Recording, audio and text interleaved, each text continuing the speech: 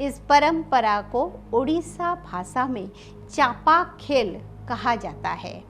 चंदन यात्रा के दौरान भगवान को चंदन के लेप से सजाया जाता है। भगवान मनुष्यों की ही तरह बिस्तर से उठते हैं, नित्य क्रिया करते हैं। उनको तीनों समय 56 भोग अर्पण किया जाता है और उनकी तरह तरह से सेवा की जाती है।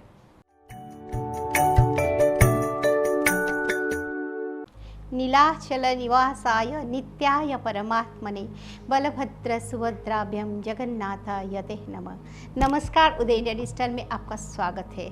मैं हूँ उपाली अपराजिता। अक्षय तृतीया की पवित्र तिथि बीत चुकी है और इस दिन के साथ ही भगवान जगन्नाथ की पवित्र नगरी पुरी में उत्सवों का सिलसिला शुरू हो गया है। इस वर्ष जगन्नाथ जी की पवित्र रथ यात्रा 27 जून 2025 को निकाली जाएगी, लेकिन इससे पहले पुरी में चंदन यात्रा का उत्सव जारी है, जो कि पूरे 42 दिन तक यानी स्नान पूर्णिमा तक चलेगी। इस चंदन यात्रा महोत्सव के 2 हिस्से होते हैं। पहले होता है बाहर चंदन, जो कि 21 दिन तक चलता है।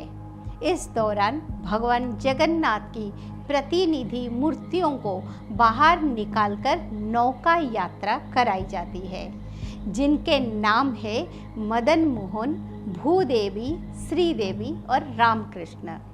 जिन्हें नौका विहार कराया जाता है, उनके साथ 5 शिवलिंग भी सजाए जाते हैं।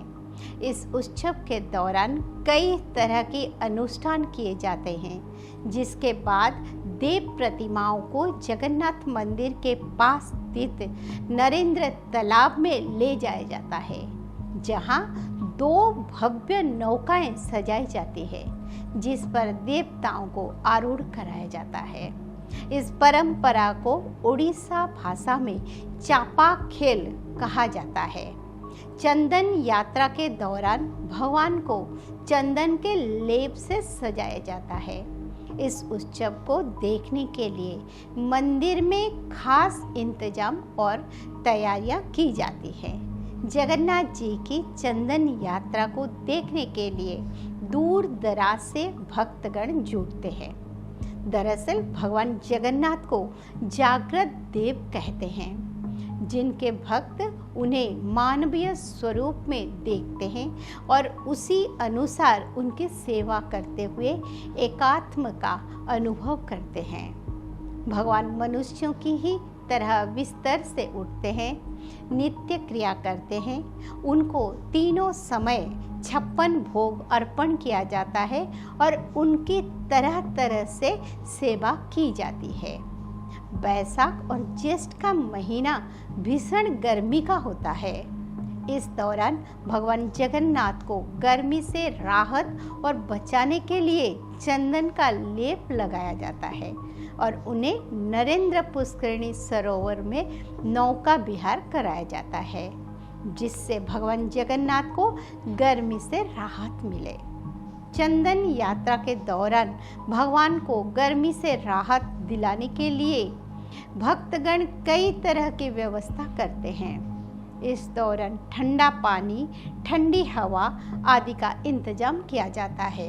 बाहर चंदन यात्रा से पहले मंगल आरती, माइलम, अबाकस, रोसा होम, सूर्य पूजा, द्वारपाल पूजा, गोपाल वल्लभ और सकल धूप जैसे परंपराओं का पालन किया जाता है, जिसके बाद देवता सिंह द्वार से निकलकर अपने विमान पर सवार होते हैं और नरेंद्र पुष्करिणी सरोवर में जल क्रीड़ा के लिए चल देते हैं।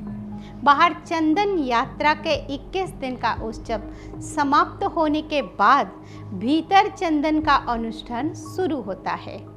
इस दौरान भगवान को बाहर नहीं निकाला जाता है, बल्कि अगले 21 दिन तक उन्हें मंदिर के भीतर ही रखा जाता है। भीतर चंदन यात्रा में कई अनुष्ठान किए जाते हैं। इस दौरान अमावस्या पूर्णिमा के रात षष्ठी और शुक्ल पक्ष की एकादशी को चंचल सवारी निकाली जाती है। चंदन यात्रा को ही गंध लेपन यात्रा के नाम से भी जाना जाता है। तो भगवान जगन्नाथ की रथ यात्रा तक में अपने विशेष कार्यक्रम भारतीय चेतना में आपको इसी प्रकार इस वर्ष की रथ यात्रा से संबंधित सभी जानकारियाँ प्रदान करती रहूँगी। जुड़े रहिए उदय इंडिया के साथ। जय जगन्नाथ।